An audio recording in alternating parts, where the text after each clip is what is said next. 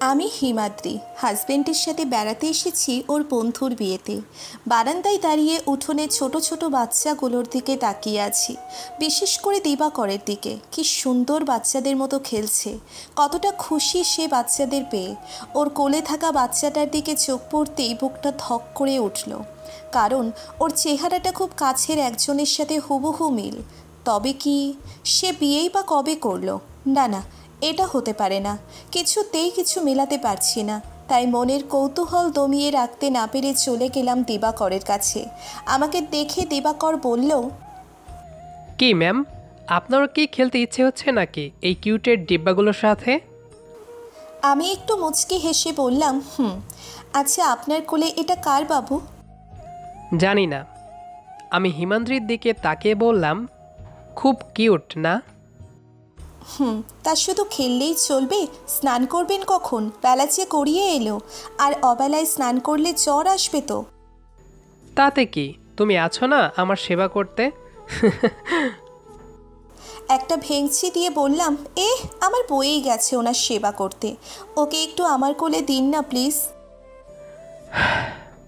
বুঝতে পারলাম, আমাকে এখন যেতে হবে, নয়তো মহারানী আবার রাগ করবেন। বলে বাবুটাকে ওর কোলে দিয়ে সেখান থেকে চলে এলাম পুকুর পাড়ে। বাবুটাকে কোলে নিতেই মনটা কেমন যেন করে উঠল। সেই চোখের চাহনি, সেই ঠোঁটের কোণে মৃদু হাসি, হুবহু ওর কার্বন কপি, যা দেখে দেবব্রতের প্রেমে পড়েছিলাম। হঠাৎ বুঝতে পারলাম আমার কেমন যেন একটা ফিল হচ্ছে, হার্টবিট বেড়ে গেছে। এমন অনুভূতি কেন হচ্ছে আমার? এমনটা তো হবার কথা না। তবে কি মনে পড়ে গেল কিছু স্মৃতি। আচ্ছা, আমি যে এসেছি তুই বুঝলি কি করে? বলবো না। প্লিজ সত্যি করে বল না। অনেকদিন ধরে জানতে চাইছি, কিন্তু তুই সবসময় আমাকে এড়িয়ে গিয়েছিস। আজ না কাল বলে, আজ যদি না বলিস আমি কিন্তু যাব না। প্লিজ এমনটা করো না, বাবা মা চেকে যাবে। তাতে আমার কি? তোমার কিছুই না? না, তুই বলবি না আমি চিৎকার করব? না না, প্লিজ চিৎকার করো না। আমি বলছি, আসলে তুমি আমার আশেপাশে থাকলে আমার হার্টবিট বেড়ে যায়। আমি কেমন একটা যেন ফিল করি। এই এই কী করছো? হুশ, তোর আজাইরা পেঁচাল বন্ধ কর, আমাকে একটু শুনতে দে তো। বলেই আমার বুকে মাথা রাখে দেবব্রত। চোখ বন্ধ করে দুহাতে শক্ত করে আমায় জড়িয়ে ধরে আছে। হঠাৎ ওর এমন কাণ্ডে আমার হৃৎপিণ্ডটা এতটাই জোরে জোরে লাফাচ্ছে যে মনে হয় এক্ষুনি বেরিয়ে আসবে। 5 মিনিট পর ওর দিকে তাকালাম, ও চোখ বন্ধ করে আছে। এই পেতনি, তোর মুখ যেমন ননস্টপ বকবক করে, তেমনই তোর হার্টবিটও বাদরের মতো লাফালাফি করে। কেন রে, তোদের কি একটুখানি শান্তি দেয়নি? হিমাদ্রি আমার কথা শুনে চোখ দুটো বড় বড় করে তাকিয়ে রাগান্বিত কণ্ঠে বলে উঠল, কি বললে তুমি? আমি পেতনি? তবে কেন এসেছো আমার কাছে? যাও না যাও, কোনো ভালো মেয়ের কাছে। আমার কাছে কি? ওরে বা, আমার পাগলিটা দেখি আবার রাগও করতে জানে। সরি গো আমার পেতনি রানী, আর বলবো না। কথাগুলো মনে হতেই ঠোঁটের কোণে একটা মৃদু হাসি চলে এলো। এই যে শুনছেন? হঠাৎ চিরচেনা সেই কণ্ঠটা শুনে আমি চমকে পিছন ফিরে তাকালাম। সামনে থাকা ব্যক্তিটিকে দেখে আমি যেন পাথর হয়ে গেলাম। সে এখানে কি করে? এর জন্যই কি তবে আমার হার্ট এত দ্রুত বিট করছিল? সে আশেপাশে আছে তা জানিয়ে দেবার জন্য? এখনও তার প্রতি সেই একই রকম টান রয়ে গেছে। কেন পারছি না তাকে ভুলতে? আমি যে আর তাকে মনে রাখতে চাই না। এ কি হিমাদ্রি, তুই তুই না ঢাকা থাকিস, তবে এখানে কিভাবে? ওর প্রশ্ন শুনে ধ্যান ভাঙে আস্তে করে বললাম, এতগুলো প্রশ্নের উত্তর একসাথে দেব কি করে? কোনোটারই উত্তর দিতে হবে না, আগে বল কেমন আছিস। আমাকে দেখে তোমার কি মনে হয়? কিছুক্ষণ ওর দিকে তাকিয়ে থেকে বললাম, তুই অনেকটাই পাল্টে গেছিস। একটা তাচ্ছিল্যের হাসি দিয়ে বললাম, আমি পাল্টে চাইনি, পাল্টেছে তো সময়, মানুষের দৃষ্টিভঙ্গি, তাই এমনটা মনে হচ্ছে। তা বিয়ে করেছো কবে? 2 বছর। কথাটা শুনে ও একবার আমার দিকে আবার বাবুর দিকে তাকাচ্ছে। ওর চোখের ভাষা যে আজও আমি বুঝতে পারছি। তাই ওকে বললাম, বিশ্বাস কর আমি সজ্ঞানে কিছু করিনি, আসলে অ্যাক্সিডেন্টালি হয়ে গেছে। ওর মুখে এমন কথা শুনে কি বলবো, ভাষা হারিয়ে ফেলেছি। ওর ভাবনাশীল মুখটা দেখে বলে উঠলাম, তোর বাবু কোথায়? নেই। মানে? কিছু না। তা বাবুর নাম কি রেখেছো? দেবরাজ। রানী রেখেছে। তোমার বউয়ের নাম বুঝি রানী? তা কোথায় সে? আছে হয়তো কোথাও। আচ্ছা, সত্যি করে একটা কথা বলবি? কি কথা? কেন এমন করে ছেড়ে গিয়েছিলি? আমি কি এতটাই অযোগ্য ছিলাম? আর ওই ছেলেটার মাঝে কি এমন দেখলি যে আমাকে এভাবে পর করে দিলি? সৌন্দর্য, অর্থ সম্পদ, বাড়ি গাড়ি, টাকা পয়সা কি নেই আমার? শুনেছি তোর হাজবেন্ড সাধারণ একটা চাকরি করে, দেখতেও তেমন ভালো না। তবে কেন করলি এমনটা? একটা মৃদু হাসি দিয়ে বললাম, বিধির লিখন। তা এখানে কি? বলেই আশেপাশে তাকাতে লাগলাম। বাগানে চোখ পড়তেই রাগের চোয়াল শক্ত হয়ে উঠল। ওর দিকে চোখ পড়তেই ভয় পেয়ে গেলাম, কারণ ওর চোখ দিয়ে যেন আগুন বেরুচ্ছে। ওর দৃষ্টি অনুসরণ করে তাকাতেই দেখলাম সে বাগানে একটা মেয়ে ও ছেলে হেসে হেসে কথা বলছে, তাদের দিকে তাকিয়ে আছে। তবে ওদের দেখে হঠাৎ এত রাগের কারণটা বুঝতে পারলাম না, তাই প্রশ্ন করলাম, কি হলো, এত রেগে আছো কেন? ওর কথার উত্তর না দিয়ে রানী বলে ডাকতে লাগলাম। আমার ডাক শুনে রানী এক প্রকার দৌড়ে এলো। আমায় ডাকছেন? ছেলেটা কে? আমার মামাতো ভাই। ভাই না ছাই? ছেলে দেখলেই কি কথা বলতে ইচ্ছে হয়? আর এত হাসির কি আছে? গায়ে পড়া মেয়ে একটা। তা আর কত ছেলেকে এমন নিজের রূপের জালে আটকিয়েছিস বলতো? নিশ্চুপ কেন? উত্তর দে। ছি, এসব আপনি কি বলছেন? সে আমার ভাই হয়, আর অনেকদিন পর দেখা, তাই কথা বলছি। বাহ, ভালোই তো। তর্ক করতে শিখে গেছিস দেখছি। মামার বাড়িতে এসে ভালো পাকনা গজিয়েছে, তাই না? বাড়ি যাই, তারপর দেখ কি করে তোর পাকনা ছাঁটাই করি। বুঝতে পারলাম এখনও সে আগের মতোই আছে, একটুও বদলায়নি। চোখের সামনে ভেসে উঠল কিছু স্মৃতি। কেন ওই ছেলের সাথে কথা বলতে গেলি? আর কেনই বা ও তোর ওড়না ধরে টান দেবে? বল, উত্তর দে। বিশ্বাস করো, আমি ইচ্ছে করে ওর সাথে কথা বলতে যাইনি, আর ও আমার ওড়না ধরে টান দেয়নি। ওর ব্রেসলেট আমার ওড়নায় পেঁচিয়ে গিয়েছিল, তাই ও চলে যেতে নিলে টান পড়ে। ছেলেটা সত্যিই খুব ভালো। ঠাস করে দুগালে পরপর দুইটা চর বসিয়ে দিলাম। তারপর ওর মুখ চেপে ধরে দাঁতে দাঁত চেপে বলে উঠলাম, একটা অচেনা ছেলের জন্য আমার কাছে সাফাই গাইছিস? লজ্জা করে না তোর? বলেই আমার ওড়নাটা টেনে খুলে নিয়ে মাটিতে ফেলে দিয়ে বলল, যে জিনিস সামলাতে পারিস না তার গায়ে রাখার দরকার কি? আজকের পর থেকে আর কখনো আমার সামনে আসবি না। বলেই সে সেখান থেকে রাগে গজগজ করতে করতে চলে যায়। সেদিনের পর থেকে আর দেখা বা কথা হয়নি ওর সাথে। রাগ কমলে সে অনেকবার চেষ্টা করেছিল, কিন্তু আমি সেই সুযোগ দিইনি। প্রচণ্ড রাগ হয় ওর উপর, কারণ সে ভালোবাসার মর্যাদা দিতে শেখেনি। সবসময় নিজে যা ভালো মনে করেছে তাই করেছে, কখনো আমার দিকটা ভাবেনি। তা তোর হাজবেন্ড কই? ওর প্রশ্ন শুনে ধ্যান ভাঙে।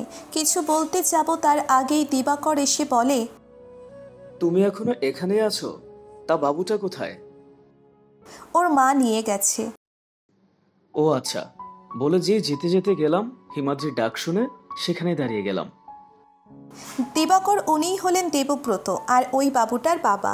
দিবাকর ওনার দিকে হাসি মুখে তাকিয়ে হাত বাড়িয়ে দিলেন হ্যান্ডশেক করার জন্য। মুগ্ধ হয়ে গেলাম ওনার দেবব্রতের সাথে ব্যবহার দেখে। এতটাও ভালো কেউ হতে পারে? হিমাদ্রি, তুমি দাদার সাথে কথা বলো, আমি চেঞ্জ করে আসি কেমন? বলেই সেখান থেকে চলে এলাম। এটাই তোর হাজবেন্ড? তবে একটা কথা কি জানো, সে সবার থেকে আলাদা, তার সাথে কারো তুলনা চলে না। তা বেবি নিসনি কেন? কোনো প্রবলেম?